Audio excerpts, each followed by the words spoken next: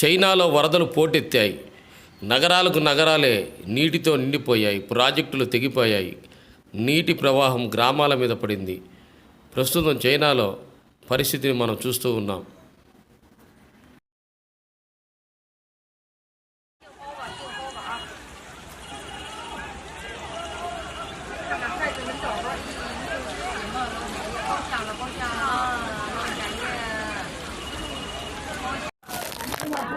车厢呢已经到腰了，过腰了。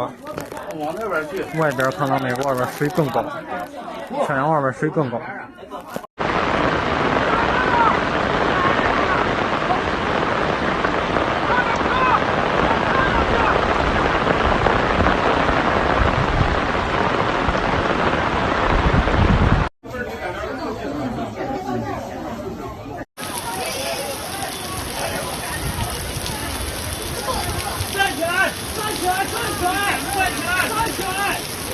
打电话给俺311，叫俺311报警。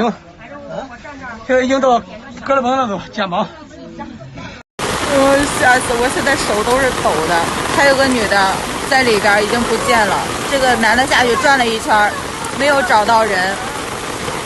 哎呦，抖死了！జై భారత్ని సబ్స్క్రైబ్ చేయండి. Please subscribe.